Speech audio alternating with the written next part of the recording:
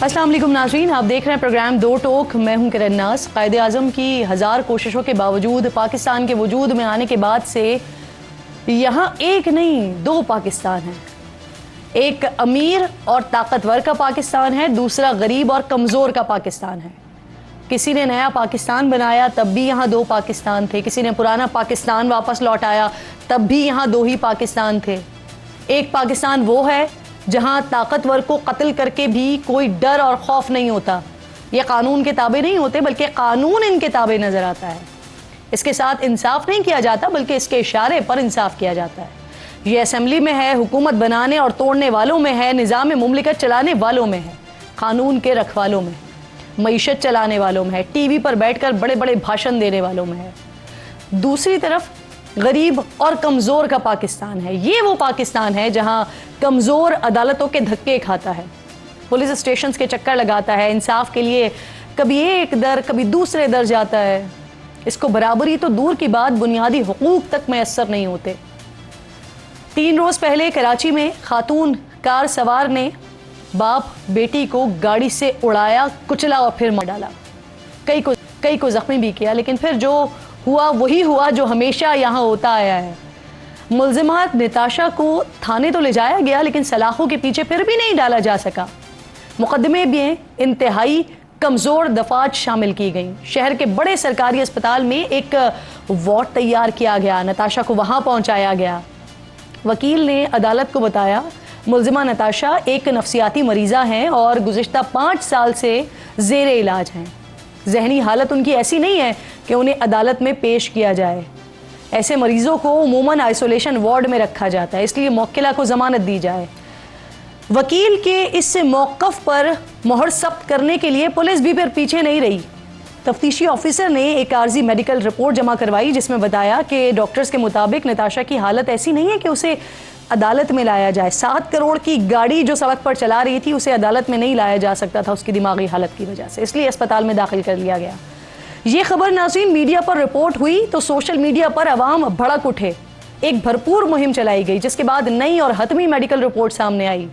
Doctor ने बताया कि मुल्ज़िमा के अहले खाना के मुताबिक वो जहनी मरीज़ है, तहम अहले खाना मरीज़ा के हवाले से कोई रिकॉर्ड पेश नहीं कर सकें। मरीज़ा की फ़िलहाल नफ्सियाती रहनुमाई की कोई ज़रूरत नहीं है। मरीज़ा ने अस्पताल में अपने आप को नुकसान पहुंचाने की कोई कोशिश नहीं की, लिहाजा अब मरीज़ा को अस्पताल से फारिग कर दिया गया है। अदालत ने रिपोर्ट देखने के बाद मुल्ज़िमा को जेल मुंतकिल करने का हुक्म दे दिया है। अब एक और नई सीसीटीवी फुटेज हमारे सामने आई है जिसके मुताबिक खातून ने बाप बेटी को कुचलने से पहले भी एक सफ़ेद रंग की गाड़ी और मोटरसाइकिल को टक्कर मारी थी और वहाँ से वो फरार हो गई थी, जिसे बचाने के लिए अब सारा का सारा जो निज़ाम है ना वो बड़ा एक्टिव प्रोएक्टिव नज़र आ रहा है। मीडिया और सोशल मीडिया के दबाव की वजह से कुछ ज़रूरी कार्रवाई हो रही है, लेकिन क्या सज़ा भी हो सकेगी इसे? ये सवाल यहाँ इसलिए उठा रही हूँ कि इस हवाले से माजी की मिसालें जो हैं हमारे सामने वो तो अच्छी नहीं है। पिछले साल की तो बात है, सिंध का इलाका रानीपुर, यहाँ जाली पीर की हवेली में तशद्दुद से कमसिन मुलाजमा की मौत हुई थी।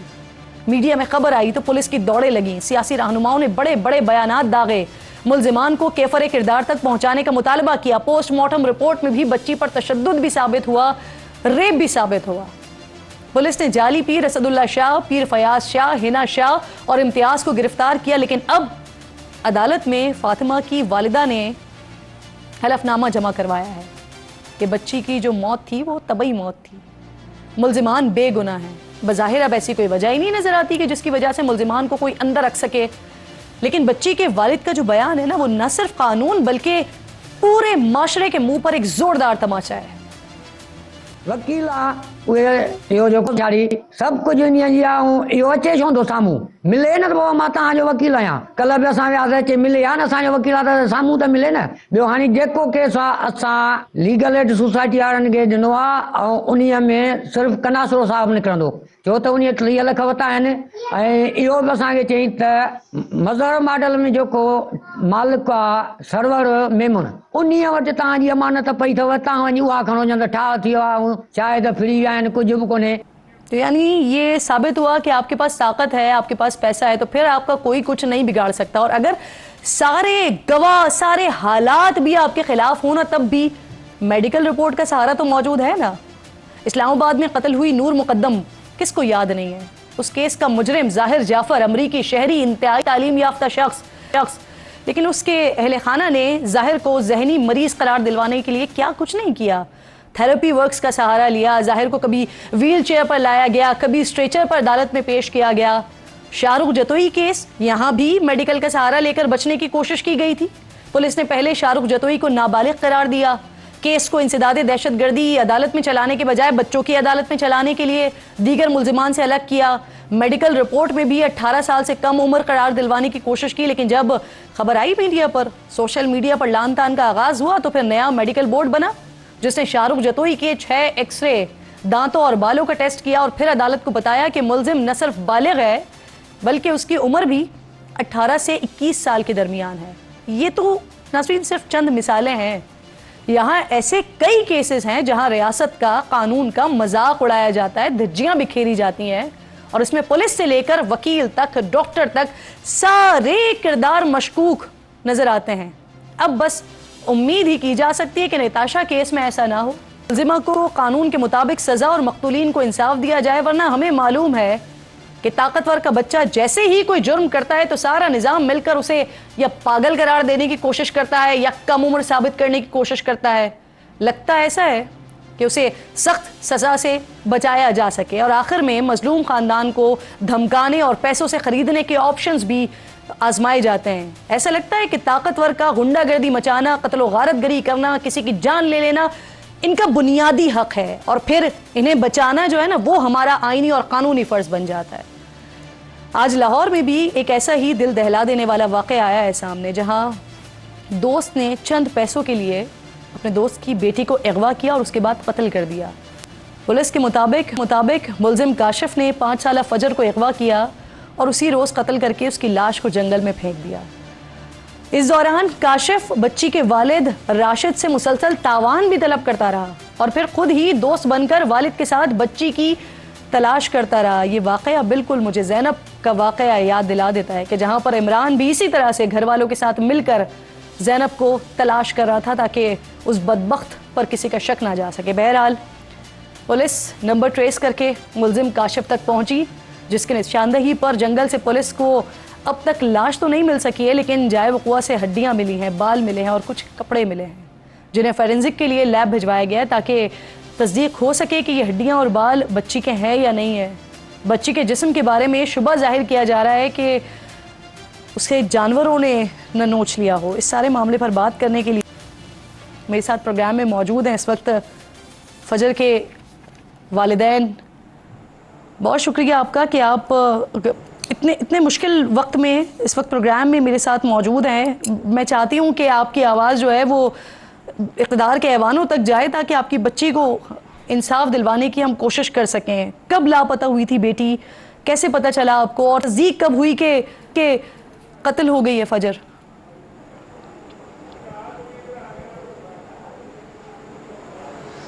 ये जी 10 तारीख 11:42 पर मेरे पास थी और बाहर निकली है 3 मिनट कम 12 बजे मैं बाहर निकला हूँ इसको ढूंढने के लिए।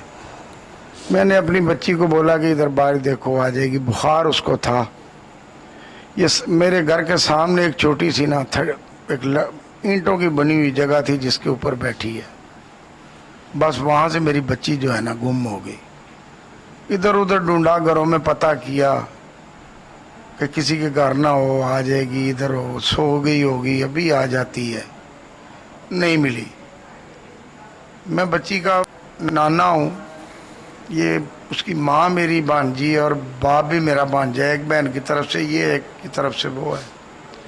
मैं दौड़ के अपने भाई को फ़ोन किया, उसके बाप को किया, सबको फ़ोन करता रहा और बाटा पुलिस स्टेशन में पहुंच गया कि आप लोग इधर ढूंढो, मैं फ़ौरन रिपोर्ट दर्ज करवाऊं ताकि हमारी बच्ची की रिपोर्ट हो जाए। ये मुझे खतरा लग रहा है। वहाँ पे गया हूँ, ऑपरेशन वालों ने मेरा नाम पता लिख लिया और कहा कि जाओ ढूंढो, अगर मिल जाए तो इतला कर देना, नहीं तो आपका पर्चा दर्ज हो गया। 10-15 मिनट के बाद पीछे एक नसार नामी एसआई आता है, वो कहता आपका पर्चा दर्ज हो गया। लेकिन नामालूम अफराद के मैं ठीक हो गया। जब मैं थाने गया हूँ, मेरे साथ एक हाफिज काशिफ साहब थे, हमारे मोहल्ले के बिल्कुल आमने सामने हमारा घर है, वो मेरे साथ था। फिर हम एक कैमरा चेक करने के लिए गए, उसने कहा चाचा ये मैंने देख लिया। ज़्यादा मुझे मौलवी साहब कहता था, मैं प्यार मोहब्बत बहुत था हमारा। वहाँ पे बैठा वार्निंग कर रहा है मुझे कि ये देखना, सोते हुए देखते हुए सो जाओगे, स्पीड तेज़ कर लो, ये कर लो। जो मैंने देखना था वो देखा और जल्दी से फिर बाहर आ गया। मेरा दिल नहीं लग रहा वहाँ पे। मैं कही यार ये कैमरा तो महफूज है, बाद में देख लूँगा, चलो बाहर देखते हैं। फिर घरों में ढूंढना शुरू किया। इसी तरह हमारे 2 बज गए। ये काशिफ, हाफिज काशिफ साहब, ये मेरे साथ साथ थे हर कैमरे पे, ये वो। ये हाफिज काशिफ आपको लेकिन कह रहा जब- था कि जो सीसीटीवी की फुटेज है वो कैमरा देख आई। लें, और आप फुटेज छोड़कर कोशिशें कर रहे थे कि पहले बाहर हाँ, हम बच्चे को मैंने ढूंढ देख लें। ली है, मैंने तो देख ली ये है। कब पता चल सका? तो उसमें हाँ। उसमें नहीं, जिस वक्त आप देख रहे थे उसमें नहीं ये नजर बस- आया था काशिफ मेरे साथ साथ फजर को ले चलता जाते रहा है। हुए? नहीं उसमें भी था, नहीं उसमें कुछ नहीं नजर आया। लेकिन ये हाफिज काशिफ जो था ना, ये बाद में यही मुजरम निकला है। इसी ने इकबाल जुर्म किया है, इसी अच्छा, ने पुलिस को बताया है, सब कुछ इसी ने आपके किया। साथ बेटी की हाँ, वालदा हाँ, बैठी जी, हुई जी। हैं, और मैं खुद एक माँ हूँ सर, तो मेरे अंदर ये हिम्मत नहीं है कि मैं इतनी तकलीफ दे साने पर एक माँ से बात कर सकूं। मुझे ये बताइए कि जो खबरें हमारे पास आ रही हैं अभी कि बच्ची की बॉडी नहीं मिली है, लेकिन जाए वक़्वा से कुछ हड्डियां मिली हैं, कुछ बाल मिले हैं, कुछ कपड़े वगैरह मिले हैं, जिसको भेजा गया है फोरेंसिक के लिए, तो क्या कपड़ों से शनाख्त हो सकी है? पहले पुलिस वाले, जब भी मैं निकला हूं ना बाहर, घर से बाहर निकलता था, यही कहता था कि मैं खबर ऊपर तक ले जाऊं, मेरी बच्ची बच जाए। मैं 11 तारीख का यही कर रहा था। यही हाफिज काशिफ भाग के थाने वालों को बता देता था, या इधर किसी को बता देता था कि इसको रोक लो, ख़राब ना हो जाए काम। पुलिस वाले आते थे, मुझे आके समझाते थे कि देखो हम इंक्वायरी सही कर रहे हैं, मुतमिन रहें आप, ये बच्ची आपकी नहीं हमारी, हम ढूंढेंगे। फिर रुक गए, 12 आई, फिर 13 आई, फिर 14 तक इतना ठंडा हो गया काम के 14 अगस्त मना रहे हैं सब। 15 अगस्त को जब मैंने देखा ना कि सुबह से मैं इंतज़ार कर रहा हूँ कि चलो आज फारग होके आ जाएंगे, कोई हमें बताए हमारी बच्ची की क्या रिपोर्ट आई, कि किसी कहीं से मिली या नहीं मिली। फिर 15 को मैं जब इधर चमका हूँ ना गली में, पागलों की तरह दौड़ा हूँ कि मैं जा रहा हूँ ऊपर। किसी ने मुझे बताया कि इधर ना SSP नोश, डॉक्टर नोश साहब हैं, उसके पास चला जा, तेरी फरियाद सुनेगी। मैं निकला, मुझे फिर कोई डिप्टी आ गया, किसी पुलिस वालों ने फिर रोका सर मुझे ये बताइए, इंक्वायरी कपड़ों शुरू से होगी। कपड़ों 15 से को शनाख्त वो हो सकी? एकदम कपड़ों से कैंट वाली शनाख्त साइड हो पे सकी है आई हैं बच्ची की? SP नहीं, अभी आपको नहीं, मेरी ये बाद आवाज़ में आ रही है? आपको बस आखिरी पॉइंट पे लेके आ रहा हूँ कि SP साहब आई हैं। जी SP साहब आए हैं, मैडम थी, मैंने बच्ची थी मेरी, मैंने नहीं नज़र भर के देखा उसको, नाम नहीं पढ़ा। मेरी बेटी के साथ उसने सवाल जवाब किए, बांजी के साथ, और उसने कहा 4 घंटे सब्र करो, बस सुबह तक इंशाल्लाह रिपोर्ट आ जाएगी। यहाँ पे बैठे इंक्वायरी शुरू हुई है। एक पॉइंट था कि इसने ना वहाँ पे फिल्म डिलीट की हुई थी 9 से 2 बजे तक की। वो कैमरे वालों ने, जब इन्होंने पुलिस वालों के साथ सामने वो इशू आया ना, तो बस इन्होंने फिर उन दोनों भाइयों को ले गए। एक आ गया आधे घंटे के बाद वापस, दूसरा अभी तक अंदर है, उसी ने इकबाल जुर्म किया। हम फिर भी खामोश रहे कि इतने दिन के बाद मुजरम मिला, मेरी बच्ची का क्या बना। ढूंढता रहा, हाथ जोड़ता रहा, इनके आगे झोलियां फैलाता रहा मैं, जो भी आए हैं मेरे पास, तो खुदा के लिए मेरी बच्ची भी ढूंढो, सही। छोटी है, मासूम है, वो तो मर आप जाएगी। मेरे तब साथ से ही। मौजूद हैं, और नहीं, मैंने जैसे बड़ी कि बात। सर आगाज में कहा था कि मेरी कोशिश होगी कि जो इक़्तिदार के ऐवानों में लोग बैठे हुए हैं उन तक आपकी आवाज़ पहुंचाएं, और न सिर्फ उन तक आपकी आवाज़ पहुंचाएं बल्कि आपको इंसाफ भी दिलवाएं। तो राना एहसान अफजल साहब मेरे साथ मौजूद, वज़ीर आज़म के कोऑर्डिनेटर हैं। इसके साथ साथ पाकिस्तान पीपल्स पार्टी से हसन मुर्तज़ा साहब भी हमें ज्वाइन करेंगे। राना साहब, सर ये अफसोसनाक सानहा वाक़या कह लीजिए, और इस तरह के अभी आज ही मैंने अपने प्रोग्राम के आगाज़ में बहुत सारे ऐसे वाक़े रिपोर्ट किए हैं जो इंसानियत सोज़ वाक़े हो रहे हैं। एक ये वाला वाक़या है, क्या कोई मदद हुकूमत की तरफ से की जाएगी? बच्ची तो चली गई इस दुनिया से, क्या इंसाफ दिलवाने के लिए कुछ किया जाएगा? नहायत ही अफसोसनाक वाक़या है और इसकी जितनी मजम्मत करें वो कम है। बिल्कुल हुकूमत की जो जिम्मेदारी है, पुलिस की जो जिम्मेदारी है, वो बखूबी निभाई जाएगी और मैं भी इसका नोटिस लूँगा और जो मुतलका जो पुलिस ऑफिसर जो इससे रिलेटेड हैं और बिल्कुल जो लोग इसमें मुलव्वस हैं उनको ना सिर्फ पकड़ा जाएगा बल्कि उनके खिलाफ एक मजबूत कार्रवाई की जाएगी ताकि वो कानून का जो शिकंजा है उससे बाहर ना निकल सके। तो बिल्कुल आपने जो आज हाईलाइट किए हैं वो बड़े सवेयर हैं और लॉ एंड ऑर्डर से रिलेटेड है, तो इसके ऊपर मैं I will take it up इंशाल्लाह। बिल्कुल ठीक। राना साहब, आप क्योंकि मेरे साथ ही मौजूद हैं, हमने आगे फिर पॉलिटिकल सेगमेंट की तरफ भी जाना है। मैं चाह रही थी कि फजर की फैमिली जो मेरे साथ मौजूद है, बस आखिर में मैं उनसे ये पूछना चाह रही थी कि काशिफ के बारे में जो फिर इत्तलात और जो आप लोगों को मालूम CCTV फुटेज वगैरह से फिर पता चला, फिर गालिबन नंबर भी ट्रेस किया गया है जिससे मालूम हुआ है, ये बता दीजिएगा कि जब तक वो फजर के वालिद से बात कर रहा था, कितनी रकम का तकाजा कर रहा था, क्या कह रहा था, और क्या उस वक्त वालिद को पता नहीं चला कि ये उनका दोस्त ही है?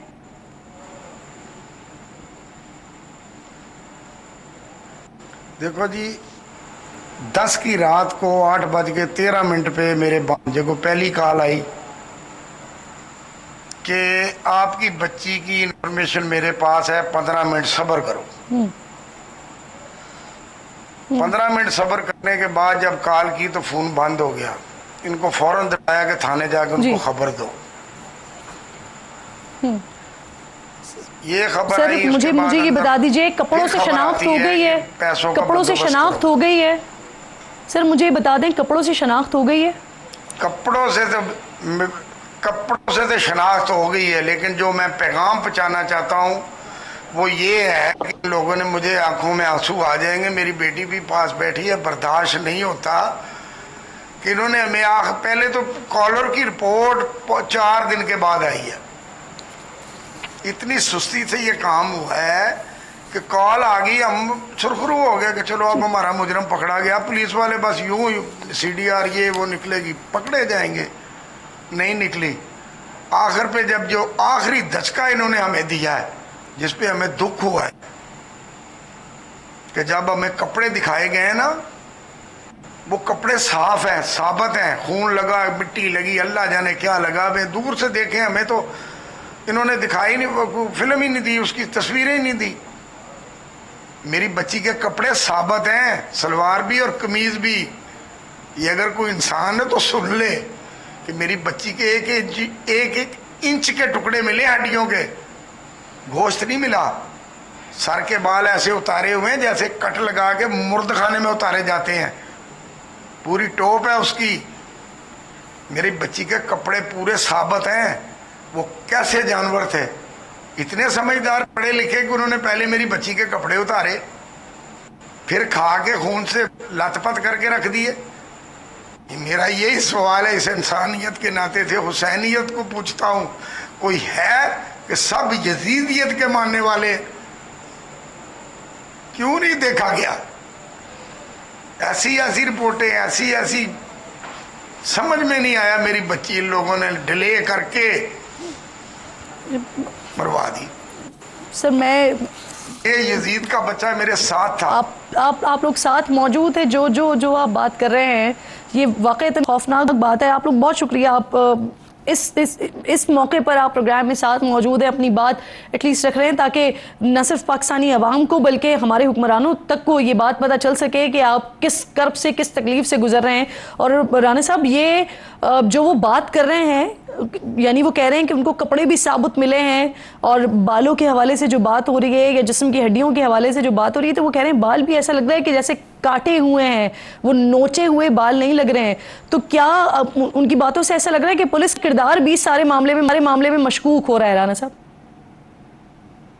देखें, अगर तो कोई पुलिस की लूप होल्स रहे हैं और उनकी तरफ से कोई जो है कमी कोताही रही है, और उसकी वजह से नुकसान ये इतना बड़ा हुआ है, तो बिल्कुल इसके ऊपर इंक्वायरी होनी चाहिए। और मैं जो मुतलका सीपीओ हैं या जो भी डीपीओ हैं, मैं उनसे ज़रूर बात करूंगा और ये जो पॉइंट रेज हुए हैं, मैं ये पॉइंट उनके सामने रखूंगा।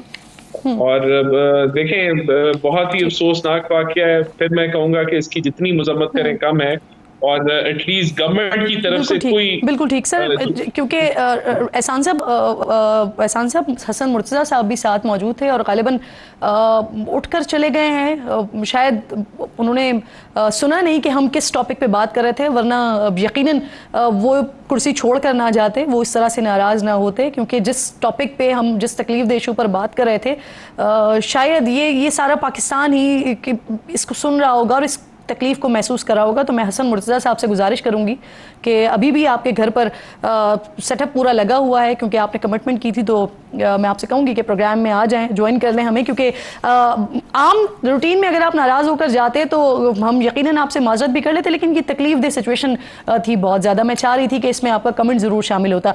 राना साहब, सिचुएशन को हम बढ़ाते हैं आगे, ज़रा बात करते हैं। सर, ये हुकूमत ने पीर को कौमी असम्बली और मंगल को सेनेट का इजलास तलब किया है और अहम कानून साजी की खबरें आ रही हैं, तो क्या जो आप लोग जुडिशल पैकेज ला रहे थे उसका बिल इस हफ्ते पेश कर रहे हैं असेंबली में? मेरे पास कोई हतमी खबर नहीं है, ना कोई मुझे अभी नॉलेज है कि किस एजेंडे के ऊपर जो है इस सेशन को बुलाया जा रहा है। तो इस वक्त मैं इसके ऊपर कमेंट नहीं कर पाऊंगा। मेरा नहीं ख्याल कि कोई ऐसा कोई पैकेज अभी पेश किया जा रहा है जो कि देखें, अभी 2/3 मेजॉरिटी तो नहीं है हुकूमत के पास कि कोई ऐसी तरमीम करें जो आईनी तरमीम हो। नहीं सर, अगर मंडे को एक अहम कानून साजी हो रही है और वो आपको भी नहीं मालूम, तो फिर मालूम किसे है सर? और ये कैसी कानून साजी हो रही है फिर?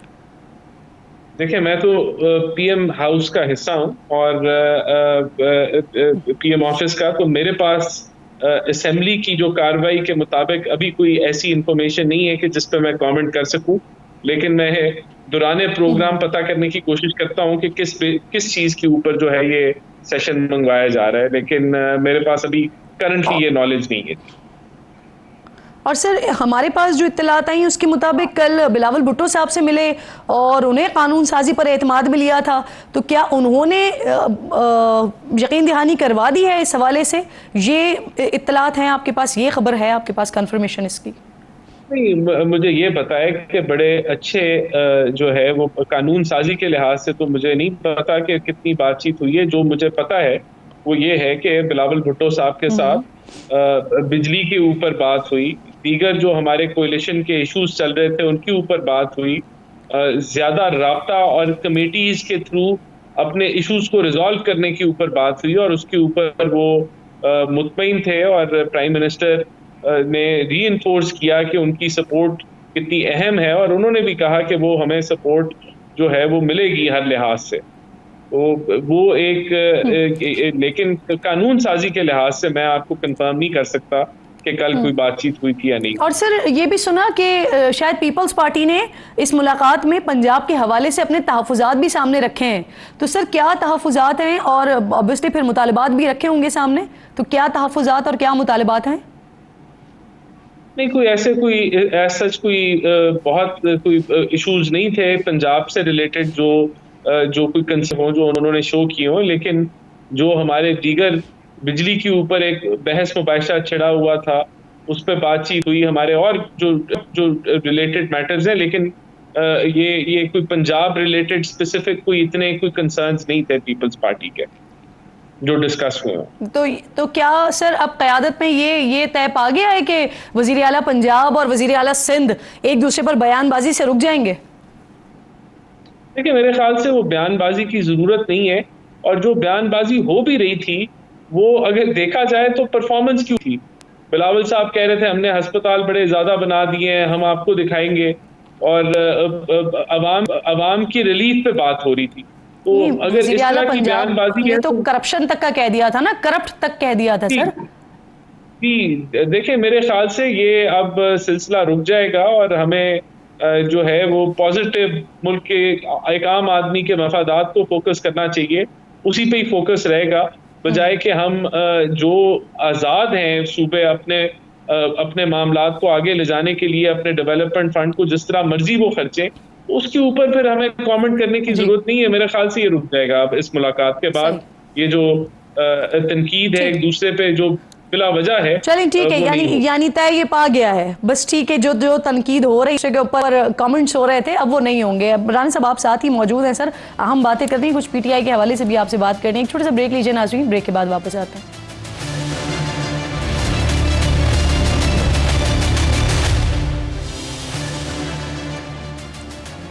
प्रोग्राम में एक बार फिर आपको खुशामदीद कहती हूँ। मेरे मोअज़्ज़ज़ मेहमानों में राना एहसान अफजल साहब साथ मौजूद हैं, हसन मुर्तज़ा साहब पाकिस्तान पीपल्स पार्टी के सीनियर रहनुमा साथ मौजूद हैं। बहुत शुक्रिया हसन मुर्तज़ा साहब। सर आपसे बात का आगाज़ करते हैं, ये फरमाइएगा कल बिलावल भुट्टो साहब की वज़ीर आज़म साहब की एक अहम मुलाकात हुई, उसके बाद फिर आज जो है वो पीपल्स पार्टी और नून लीग की कमेटीज़ ने मिलना था, लेकिन ऐन वक्त पर इजलास मुलतवी हो गया। इसकी क्या वजह है और अब ये मुलाकात कब होगी? PMLN से नुमाइंदगी कौन कर रहा होगा, पीपल्स पार्टी से सरबराही कौन कर रहा होगा इसकी? बहुत शुक्रिया जी। देखें, आपका सवाल जो था मेरे ख्याल है उसके दो बनते हैं। एक हिस्सा तो ये था कि वजीर आजम साहब की मुलाकात हुई चेयरमैन बिलावल भुट्टो जरदारी साहब के साथ, तो ये तो एक मुलाकात है और सियासतदान आपस में मिलते रहते हैं। और फिर दो इत्तेहादी जमातों के सरबराहान का मिलना वो कोई इतनी अचंभे की बात नहीं है, वो हमेशा मुलाकातें रहती हैं और जो मामलात होते हैं वो उन्हीं मुलाकातों की बुनियाद पे ही हल होते हैं। जहाँ तक ताल्लुक आज की मीटिंग का था, कोई ऐसी शेड्यूल्ड मीटिंग नहीं थी। आज कोई गलत किसी खबर की बुनियाद पे उसको आज की मीटिंग बनाया गया था।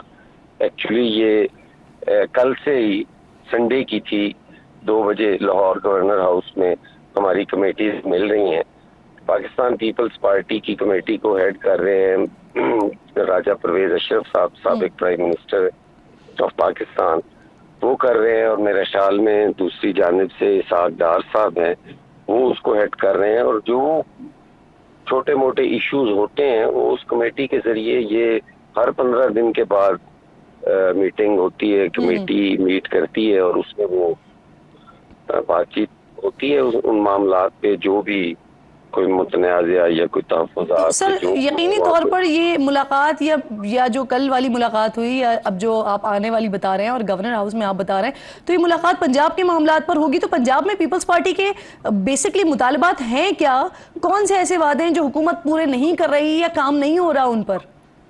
नहीं, देखिए, ये बड़ा ही एक अजीब सा तासुर दिया जा रहा है इस मुलाकात को कि कौन से वो मुतालबात हैं जो पूरे नहीं हो रहे और जिनको पूरा करने के लिए ये मुलाकातों का सिलसिला जारी है। भाई, दो सियासी जमातें हैं, दो मुख्तलिफ नजरियात की सियासी जमातें हैं, उनका इत्तेहाद है। और इस वक्त मुल्क ऐसी पोजीशन से गुजर रहा है कि किसी भी एक सियासी जमात के बस की बात नहीं है उन मामलात के साथ या उन चैलेंजेस के साथ निपटना। तो पाकिस्तान पीपल्स पार्टी और नून लीग उसमें अपना एक किरदार अदा कर रही हैं। तो वो जब इत्तेहाद में होंगी अपने अपने मैनिफेस्टो के साथ, तो उनके साथ आप कह रहे हैं कि ये बिला वजह का तासुर बन रहा है, लेकिन सर ये तासुर इस वजह से बन रहा है क्योंकि कई बार इस तरह की खबरें आई कि पीपल्स पार्टी ने पंजाब हुकूमत का हिस्सा बनने का फैसला कर लिया, 3 वजारतों तक की बात सामने आ गई, फिर उसके बाद कोई पेशरफ्त इसमें नहीं हो सकी। तो इसकी क्या वजह है और क्या जो मुलाकात अब होगी इस पर बातचीत होगी? सर देखिए, मैं समझता हूँ ये किसी भी सियासतदान की तरफ से अगर ये तासुर कायम किया गया है फिर तो इस पे बात होनी चाहिए। और अगर सिर्फ और सिर्फ एक मीडिया के लिए खबर की बुनियाद पे उसको बेस बना लेना, वो मेरे ख्याल है दुरुस्त नहीं है। पाकिस्तान पीपल्स पार्टी की सेंट्रल एग्जीक्यूटिव ने ये फैसला किया। नहीं सर, ये देखिए ये मीडिया पे बात नहीं की गई, ये गिलानी साहब ने बात की कि जिसकी वजह से फिर ये मीडिया की जीनत बनी। उन्होंने कहा ये कैटेगोरिकली कि हम पंजाब हुकूमत का हिस्सा बन सकते हैं। आपके पास हम बन सकते हैं, ये बात किस वक्त मैं कह रहा हूँ कि सियासत में कोई चीज अरफे आखिर हो सकती है। कल को ये हो सकता है कि ऐसा हो कि पाकिस्तान पीपल्स पार्टी उस हुकूमत का हिस्सा बन जाए। ये कब मैंने कहा है कि ये हो ही नहीं सकता, ये तो अरफे आखिर है। भाई, सियासत में कोई अरफे आखिर नहीं। ये बता दें, पीपल्स पार्टी को कल जब मुलाकात हुई है बिलावल साहब से, तो उस वक्त कानून साजी के हवाले से भी वजीर आजम साहब ने एतमाद में लिया है। तो ये क्या कानून साजी होने जा रही है? क्योंकि जो खबरें आ रही हैं हमारे पास वो ये चीफ जस्टिस के एक्सटेंशन के हवाले से भी जा रही है हुकूमत, तो इसको कंफर्म कर दीजिएगा सर। देखिए, ये हुकूमत का हक है कि वो लेजिस्लेशन करे और उसका कबल अज वक्त मेरा ख्याल है बताना भी कोई जरूरी नहीं है कि वो हम मीडिया मैसेजिंग करते रहें कि ये हो रहा है ये हो रहा है। जब लेजिस्लेशन होगी वो सबके सामने होगी। चलें ये बता दीजिए, आप लोगों को एतमाद में ले लिया है और आपने यकीन दहानी करवा दी है साथ देने की? हमारे साथ इस किस्म की कोई अभी तक गुफ्तगू नहीं है, ना ही कोई ऐसा अभी तक सोचा जा रहा है। वक्त आने पर हो भी सकता है। इसमें क्या है, ये पार्लियामान का हक है लेजिस्लेशन करना और वो करेंगे अगर जरूरी समझते हैं तो अभी इस हवाले से आप कैटेगोरिकली कह रहे हैं कि कोई बात नहीं हुई? मैं कैटेगोरिकली कह रहा हूँ अभी तक कोई इस किस्म की बात नहीं है। सही सही सर, साथ ही मौजूद रहिएगा। पीटीआई के हवाले से भी जरा मैं आप दोनों मेहमानों से बात करना चाह रही हूँ। हसन साहब, आपका भी कमेंट इस पर शामिल करूंगी। 22 अगस्त का नाज़रीन, ये जो तहरीक इंसाफ का जलसा था, ये क्यों मुल्तवी अलीमा खान, आजम स्वाति और तर्जुमान केपी हुकूमत के जो मौक़िफ़ हैं उनमें बड़ा वाज़ेह तज़ाद मौजूद है। अब बानी पीटीआई की जो बहन है वो मुसलसल ये सवाल उठा रही हैं कि सुबह 7 बजे मुलाकात कैसे हो गई, ये मुमकिन नहीं है। वज़ीर आज़म के मुशीर राना सनाउल्लाह साहब भी कुछ इसी तरह का मौक़िफ़ रखे हुए हैं, वो भी सुन लीजिए। जी, हम आपके नाम पे हमने मुलतवी करना है। सुबह गए क्यों आजम स्वाति, इजाजत कैसे मिली? अब नसरीन, इस सवाल का जवाब किसी को मालूम नहीं है कि इमरान खान को पैगाम किसने दिया, किसके ज़रिए आज़म स्वाति तक पैगाम पहुंचा। आज जब इमरान खान से ये सवाल हुआ तो उन्होंने कहा कि बस इसका जवाब रहने ही दें। अलबत्ता उन्होंने अलीमा खान और बैरिस्टर सैफ के मौक़िफ़ के बरक्स आज़म स्वाति के मौक़िफ़ को दुरुस्त करार देते हुए कहा कि उन्हें मालूमात दी गई थी कि ख़त्म नबूवत का मामला है और दीनी जमातें एहतजाज पर हैं, इंतशार फैलने का खदशा है, इसीलिए आज़म स्वाति और बैरिस्टर गौहर को बुलाकर मुलाकात की और जलसा मुलतवी करने की हिदायत की। साबिक़ वज़ीर आज़म ने कहा कि अगर कल जलसा करते तो खदशा था कि एक और नया 9 मई बनाकर पीटीआई के गले में डाल दिया जाता। राना साहब, ये जो राना सनाउल्लाह साहब सवाल उठा रहे हैं ये वाक़ई के लिए भी बहुत बड़ा सवाल है, क्योंकि आप ही के मुताबिक, हुकूमत के मुताबिक, जो बानिए पीटीआई को सहूलतकारी थी जेल के अंदर, उसको बिल्कुल कलाकुमा उसका कर दिया गया, मुनक़ा कर दिया गया। तो फिर ये पैगाम रसानियाँ कैसे हो रही हैं? और हैरान कुन तौर पर सुबह 7 बजे आज़म स्वाति तक पैगाम आता है, कैसे होता है ये सब, पता चल सका है अभी तक? देखिए, हमारे लिए तो कोई ना कोई इतनी फिक्र की बात है, ना इतनी हैरानकुन बात है, लेकिन जो पीटीआई का बयानिया है कि वो अपना अब बिल्कुल आज़ादाना तौर पे वो अपने फैसले लेते हैं और उनका कोई राब्ता वो करना चाहते हैं या नहीं करना चाहते, इससे उनके बयानिए को ज़रूर जो है वो झटका पहुंचता है कि वो आज भी कोई इंडिपेंडेंटली फैसले नहीं कर रहे, बल्कि शायद उनको कोई कह रहा है या उनको कोई गाइड कर रहा है और वो उनके असर में है। तो ये हमारे लिए क्यों परेशान कुन होगा? देखिए, ये सवाल तो हुकूमत से बनता है ना सर कि जेल से बाहर पैगाम कैसे गया या उन तक पैगाम कैसे आया कि बाहर क्या चल रहा है जिसकी वजह से इंतशार हो सकता है। फिर उसके बाद उन्होंने ये डिसीजन लिया, तो पैगाम दिया किसने खान साहब को? देखिए, ये तो अभी नहीं हमें पता चला कि किसने दिया, ना मेरे ख्याल से हमने पता करने की, जिनको पता करना होगा उनको जरूर पता होगा कि किसने दिया होगा पैगाम। लेकिन इसके अंदर ये जरूर है कि इन्होंने वो जो शेर आया वाला जो वो एक किस्सा है, वो जरूर हो गया कि अब ये 4-5वीं दफा इन्होंने जलसे की डेट दी और फिर खुद ही उससे पीछे हट गए। तो मेरे ख्याल से अब शायद इनका जलसा करने का जो वक़्त थी वो भी काफी कम हो गई होगी और बड़े मायूस हुए इनके वर्कर्स। बहरहाल किसके कहने पे आया ये तो सवाल पीटीआई से ज्यादा बनता है और पीटीआई के लिए ये बड़ा झटका है, उनके वर्कर्स के लिए बहुत बड़ा झटका है। हमारे लिए तो देखें बेहतर हुआ कि जो सिक्योरिटी की जो सिचुएशन थी और जिस वजह से जलसा मंसूख हुआ, जलसा नहीं हुआ, तो ये हमारी गवर्नमेंट के लिए तो कामयाबी है। सर, आप लोग 9 मई के हवाले से बहुत ज्यादा बात करते रहे हैं, आप लोग 9 मई को बगावत की कोशिश कहते रहे हैं, फिर इमरान खान साहब कह रहे हैं कि एक और 9 मई करके जो है वो पीटीआई के गले में डालने की कोशिश की जाती। तो मैं इस पर आपसे बात करूंगी और हामिद रजा साहब भी मेरे साथ मौजूद होंगे, लेकिन इससे पहले मैं हसन मुर्तज़ा साहब से वो पूछना चाह रही हूँ जो आप लोग कर रहे हैं। यूटिलिटी स्टोर्स को बंद करने का फैसला आप लोगों की तरफ से किया गया है। हसन साहब, पीपल्स पार्टी क्या सोच रही है, क्या मौक़िफ़ है आपका? साथ दे रहे हैं आप इस फैसले पे हुकूमत के या मुख्तलिफ नजरिया रखते हैं? नहीं, बिल्कुल जी, पाकिस्तान पीपल्स पार्टी तो बड़ी क्लियर है इन चीज़ों पे, प्राइवेटाइजेशन पे और ये जो इदारे या महकमे बंद कर चीज़ें हैं या बातें हैं, पाकिस्तान पीपल्स पार्टी इससे इत्तेफाक नहीं करती। हम तो आम आदमी के पास इस वक्त महंगाई में कोई और ऐसा जरिया नहीं है कि वो अपने बच्चों का पेट पाल सके। और इन हालात में अगर आप एक तरफ तो 14 रुपए का आर्जी रिलीफ देकर और आप बहुत बड़ा एहसान कर रहे हैं, और दूसरी तरफ उनके चूल्हे बंद करने के लिए उनसे नौकरियां छीनी जा रही हैं, उनके महकमे बंद किए जा रहे हैं, पाकिस्तान पीपल्स पार्टी इसके साथ ना खड़ी हो सकती है, ना इस पे कोई बात कर सकती है, ना सोच सकती है। सही, बिल्कुल क्लियर आपका मौक़िफ़ है इस बात पे। बहुत बहुत शुक्रिया हसन मुर्तज़ा साहब, प्रोग्राम में आप साथ मौजूद थे। हाँ, मुझे ज्वाइन कर चुके हैं सरबराह सुन्नी इत्तेहाद काउंसिल के। बहुत शुक्रिया रज़ा साहब। सर, ये जलसा मुलतवी क्यों हुआ? आज़म खान साहब कहते हैं खान साहब ने किया, अलीमा खान कहती हैं इस्टेब्लिशमेंट ने करवाया, बैरिस्टर सैफ कह रहे हैं पार्टी का फैसला था, बाद में खान साहब को बताया। तो अब आपको पार्टी ने बताया, क़यादत ने बताया कि जलसा क्यों मुलतवी हुआ, और ये जो 3-4 मुख्तलिफ स्टेटमेंट हैं, इसमें से सही किसका स्टेटमेंट है?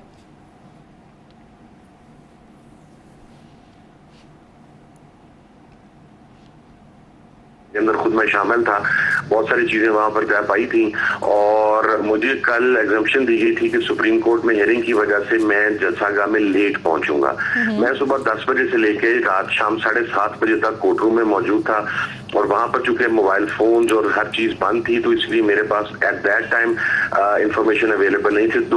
जिस वक्त मैं सुप्रीम कोर्ट एंटर हो रहा था तो मुझे इतला दे दी गई थी कि जलसा जो है वो पोस्टपोन हो गया है। मैं सुप्रीम कोर्ट की हियरिंग के बाद फिर कोर कमेटी की मीटिंग थी रात को 9:30 बजे, उसके अंदर फिर मैं ज़ाहिरा शरीक हुआ।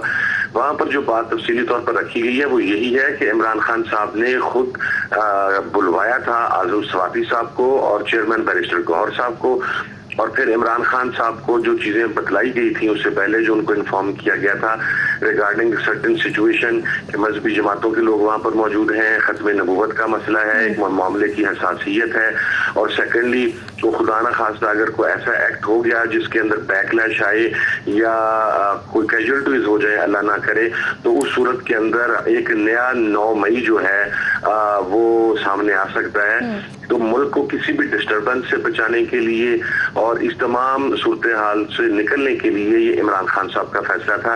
ये गुज़श्ता रात कोर कमेटी में हमें बताया गया, वहां पर सीएम के पीके भी मौजूद थे, आजम सवाती साहब भी मौजूद थे, चेयरमैन गौर साहब भी, सेक्रेटरी जनरल उमर अयूब साहब भी, सारी पार्टी में लीडरशिप वहां पर मौजूद थी। जी सही। अच्छा सर, अचकज़ई साहब के तहफ़्फ़ुज़ात थे, तो क्या उन्हें दूर करने के लिए कोई राब्ता किया है?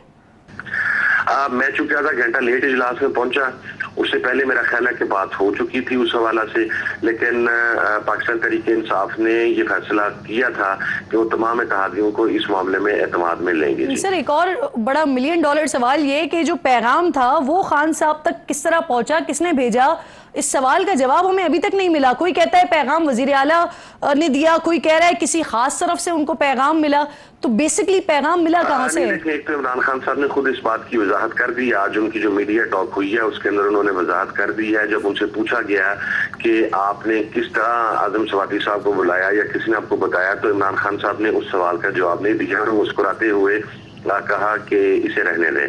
तो मेरा ख्याल है जब इमरान खान साहब ने नहीं बताया तो हमें भी कोई क्यास और कैफे करने से गुरेज करना चाहिए। सेकेंडली ये बात सीएम के पीके ने बिल्कुल रात क्लियर की है कि उन्हों की कोई बात या उनकी कोई कॉल डायरेक्ट इमरान खान साहब से बात नहीं हुई। खान साहब ने डायरेक्ट ही आजम सवाती साहब को और चेयरमैन गौहर साहब को बुलाया था। अलीमा खान साहिबा के कंसर्न्स बड़े सीरियस नजर आते हैं। आजम सवाती को वो मोरद इल्जाम ठहरा रही हैं, जो मौजूदा क़यादत है उसको वो कह रही है कि खान साहब को जेल से निकालने में बहुत बड़ी रुकावट जो है वो मौजूदा क़यादत है। तो सर, कोर कमेटी में इस हवाले से उनके पॉइंट को लेकर कोई बात हुई है? देखिए, जो अलीमा साहिबा का बयान आया है, जाहिर है वो इमरान खान साहब की हमशीरा हैं, और आपको एक चीज को मद्देनजर रखना चाहिए कि सबसे ज्यादा जो इफेक्ट आता है वो आपकी जो जहाँ ब्लड रिश्तेदारी होती है वहां पर आता है। शायद उन्होंने गुस्से के अंदर या जज्बात के अंदर अलीमा साहबा ने ये स्टेटमेंट दी है, लेकिन मैं उसके ऊपर सिर्फ ये बात करना चाहूंगा कि वो एक तो वो कन्वर्सेशन प्राइवेट थी जो कि लीक हुई, नंबर 1 जो हमारे पास इंफॉर्मेशन आई है। नंबर 2 ये कि जाहिर है तमाम लोगों का ये कोई हिडन रियलिटी तो नहीं है, तमाम लोगों ने ये सवाल किया। और क्या सर, जो 8 सितंबर की अब आप लोगों ने नई तारीख दी है, उसके लिए इंतजामिया से कोई डील हो गई है कि अब मंसूख नहीं होगी इजाजत?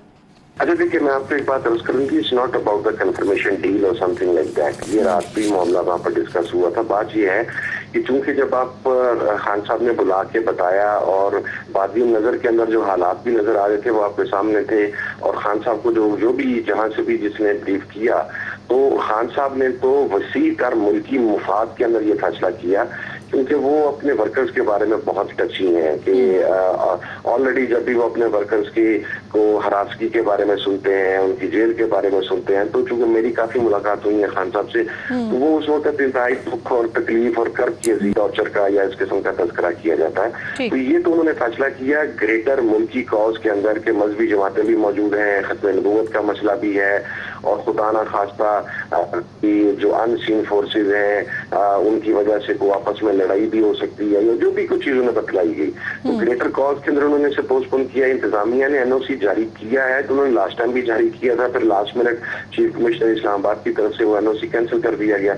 लेकिन ये खान साहब की तरफ से आज दोबारा मीडिया टॉक के अंदर ब्लैक एंड व्हाइट क्लैरिफिकेशन आ चुकी है, no need to be in grey area anymore, और वो ये है कि 8 तारीख का जलसा इन एनी केस होगा, और अब एनओसी हो या ना हो दैट डजंट मैटर। ठीक सर, राणा साहब ये फरमाइएगा सर, हुकूमत ये ग्राउंड बनाती रही कि 9 मई को बाकायदा तौर पर पीटीआई ने बगावत की कोशिश की और ये सब कुछ इमरान खान साहब की हिदायत पर उनकी सरबराही में हो रहा था, लेकिन कल फिर बड़ा ही मुख्तलिफ हुआ। इस केस के जो 2 वादा माफ गवाह थे वो मुनहरिफ हो गए और वो कह रहे हैं कि उन्होंने तो इस तरह का कोई बयान ही नहीं दिया। सर ये क्या हुआ? देखिए, ये तो अभी मामलात ये ख़त्म नहीं हुए। अगर एक आधे केस में कोई ऐसा कोई बयान आया है, लेकिन अभी बहुत सारा ये केसेस जो हैं वो पेंडिंग है, आगे बढ़ेंगे। बहुत सारे शवाहिद हैं जो प्रोसिक्यूशन ने अभी रखने हैं। तो मैं समझता हूँ कि अगर ऐसा हुआ भी है तो ये कोई ऐसा नहीं है कि ये मामलात को क्लोजिंग की तरफ जा रहे हैं पीटीआई के लिए। अभी ये मामलात तो शुरू हुए हैं और आगे ये कंक्लूजन तक पहुंचेंगे 9 मई के हवाले से, क्योंकि बहुत सारे शवाहिद अभी पेश होने हैं। सर आईएमएफ की जो प्रोग्राम की मंजूरी, उसके हवाले से भी मैं चाह रही हूँ जरा आपका मौक़िफ़ सामने आ जाए। वो हो गई है लेकिन बोर्ड से मंजूरी नहीं हो सकी और कहा यह जा रहा है कि वो जो फाइनेंशियल गैप है ये वजह है। तो ये कितना गैप है और क्या हुकूमत ने अरेंजमेंट कर ली है फिर गैप को फिल करने के लिए? देखिए, एक तो अगले 3 साल का जो गैप है, मैं आपको ये वसूख से बता सकता हूँ कि वो $7 अरब से नीचे का है, और वो कोई इतना बड़ा गैप नहीं है 3 सालों के ऊपर जो हम कैपिटल मार्केट से और कमर्शियल बैंक से पूरा नहीं कर सके। तो वो कंसर्न भी नहीं है आईएमएफ का। अभी बिल्कुल जो हमें कमिटमेंट्स आ रही हैं चाइना से, हमारे जो दोस्त ममालिक हैं जिन्होंने अपनी हमें डिपॉजिट्स दिए हुए हैं, उनके रोल ओवर्स और उनकी जो चीज़ें, तो जैसे ही हमें वैसे भी सितंबर में हम बिल्कुल पुरुमीद हैं और हम पॉजिटिव हैं कि बोर्ड जो है आईएमएफ का वो अपने एजेंडे पे पाकिस्तान का प्लान लेगा और वो वहां से अप्रूव भी हो जाएगा। तो हमें थोड़ा सा भी जो है वो हमें कोई फिक्र नहीं है आईएमएफ प्रोग्राम के हवाले से। सर अगर मुझे मुख्तसरन कह सकें, बड़ा इंपॉर्टेंट है, हाँ या ना में अगर बता सकें, ये जो आप लोग यूटिलिटी स्टोर्स को बंद करने की बात कर रहे हैं, तो फिर जो उनके मुलाजमीन हैं उनको कहीं एडजस्ट किया जाएगा? डेफिनेटली हर मुलाजमीन को गोल्डन हैंडशेक या उनकी अब्जॉर्प्शन दूसरे डिपार्टमेंट्स में अगर वो मुमकिन तौर पे हो सकी तो पूरा एक एग्जिट प्लान बनेगा जिसके अंदर मुलाजमीन के लिए उनका बिल्कुल प्लान एक वाज़े, बिल्कुल ठीक, उनको एडजस्ट यानी किया जाएगा। बिल्कुल ठीक है सर, बिल्कुल ठीक। बहुत बहुत शुक्रिया। हामिद रजा साहब भी, राना एहसान अफजल साहब भी साथ मौजूद थे। आप दोनों मेहमानों की मैं शुक्रगुजार हूँ। नाज़रीन ने एक और अफसोसनाक और इंतहाई दर्दनाक जो खबर है वो रहीम यार खान के कच्चे के इलाके में डाकुओं के हमले में 12 पुलिस एहलकार की शहादत और कई के ज़ख्मी होने की खबर है। ये हमला उस वक्त हुआ है जब इलाके में पुलिस की ड्यूटीज़ तब्दील करने के दौरान एक पुलिस वैन कीचड़ में फंस गई।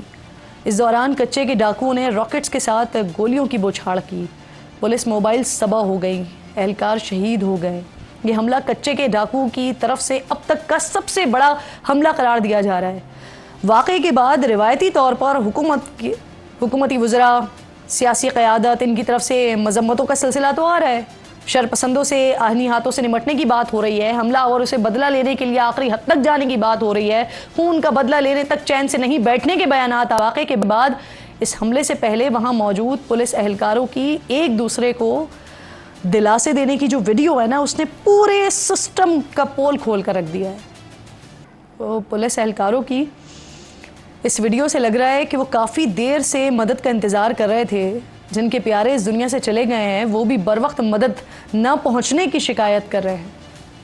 मसला उनके साथ ये पेश आया कि उनकी गाड़ी फंस गई कीचड़ में। अगर उनको वक्त पर वहाँ से रेस्क्यू कर लिया जाता या आप लोग उनको बख्तर बंद गाड़ी दे देते तो ऐसा मुमकिन था कि उनकी जान ना जाती। जब उनकी गाड़ी फंसी तकरीबन असर का टाइम था। असर के टाइम की भी उनकी मूवी टिकटॉक हमारे पास है। दूसरी बात, जब लास्ट वाली उनकी मूवी है वो तकरीबन मगरिब के बाद की है। तकरीबन देख लें कि 3-4 घंटे 5 घंटे बनते हैं। अगर इन 3-4-5 घंटे में उनको रेस्क्यू कर लिया जाता या मतलब उनका तक कोई मदद पहुंच जाती तो ये सानिया ना होता, ऐसी कीमती जानें ना जाती। 12 पुलिस एहलकारों की जाने के बाद इस हमले में मुलव्विस मरकजी मुलजिम बशीर शर और दीगर डाकुओं के पुलिस मुकाबले में मारे जाने की तलात आई हैं। लेकिन यहाँ मेरे जहन में सवाल उठा है कि आखिर कच्चे के डाकू इतने पक्के कैसे हो गए। हमारी एक नस्ल कच्चे के इन डाकुओं के किस्से और सोशल मीडिया पर इनके जुल्मो जबर के ये खौफनाक वीडियोस देखते देखते बड़ी हो गई है। आम आवाम से लेकर खवास तक कच्चे के इन डाकुओं से कोई भी महफूज नहीं है। पाकिस्तान जो अल्लाह के करम से अल्हम्दुलिल्लाह एक एटमी क़ुव्वत है, दुनिया में अपना मकाम रखता है, सिक्योरिटी इदारे हमारे आलमी सतह पर माने जाते हैं, जिन्होंने बड़े बड़े दहशतगर्दों को जड़ से उखाड़ फेंका है, लेकिन इस सब के बावजूद कच्चे के पसमानदा गैर तरक्की याफ्ता इलाके के इन डाकुओं के नासूर को ख़त्म नहीं किया जा सका। ये इतने मुनज़्ज़म कैसे हुए हैं? मुख्तलिफ हुकूमतों में होने वाले ऑपरेशंस के बावजूद कच्चे के इन डाकुओं के पास जदीद असलहा कैसे और कहाँ से पहुँच जाता है? पंजाब में दरियाए सिंध के अतराफ डेरा गाजी खान है, पूर है, रहीम यार खान है, जबकि सिंध में घोटकी, सखर, शिकारपुर, कश्मोर, कंदकोट, इसके दोनों अतराफ के हज़ारों एकड़ पर फैले हुए इलाके कच्चे के इलाके कहलाते हैं। सालों नहीं बल्कि दहाइयों से डाकू राज है यहाँ पर। सिंध और पंजाब की सरहद पर कच्चे का ये इलाका डाकू की जन्नत कहलाता है, जो आवाम तो दूर पुलिस के लिए भी नो गो एरिया है। लेकिन नो गो एरिया के ये पक्के डाकू बड़ी आसानी से कहीं भी जाते हैं, लोगों को बड़े आराम से अगवा कर लेते हैं, भारी तावान तलब कर लेते हैं, तावान न मिलने पर मुग़य्यियों को बेदर्दी से कत्ल भी कर देते हैं। तो कच्चे के ये डाकू जदीद असलहे के साथ साथ जदीद टेक्नोलॉजी का भी इस्तेमाल करते हैं। व्हाट्सएप, टिकटॉक, दीगर सोशल मीडिया ऐप्स पर मुग़व्वियों पर तशद्दुद की वीडियोस के साथ साथ अपने शिकार को फंसाने के लिए भी इन्हीं ज़राए और मोबाइल फ़ोन सर्विस का भरपूर इस्तेमाल करते हैं। ये इन्हीं सोशल मीडिया ऐप्स पर कच्चे के ये डाकू जदीद असलहे की नुमाइश के साथ साथ पुलिस को चैलेंज करते हुए भी नज़र आते हैं। यहाँ एक अफसोसनाक और ख़तरनाक पहलू इन डाकुओं का पुलिस और मकामी सियासी और ताकतवर शख्सियात से गठजोड़ का भी है। इसी साल अप्रैल में SSP शिकारपुर इरफान समू ने IG सिंध को ख़त में 78 पुलिस एहलकारों के डाकुओं के साथ गठजोड़ का इंकशाफ किया था।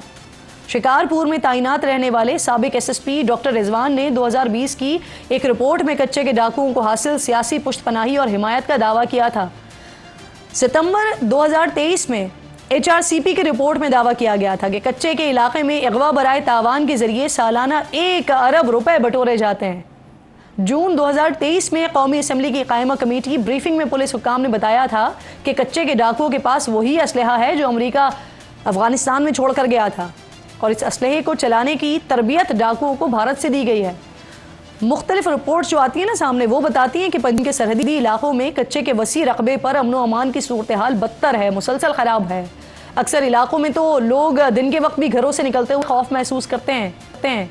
हुकूमत सोशल मीडिया और सिक्योरिटी महाज पर तो अपनी रिट चैलेंज करने वालों के खिलाफ भरपूर एक्शन करती हुई दिखाई देती है, लेकिन कच्चे के डाकू के पक्की कार्रवाई कब होगी, इस सवाल का जवाब फ़िलहाल निर्धारित नज़र आता है। कल इंशाअल्लाह आपसे मुलाकात होगी। अपना और अपने मुल्क का ख़ास ख्याल रखिए। फ़लस्तीन को अपनी दुआओं में याद रखिए।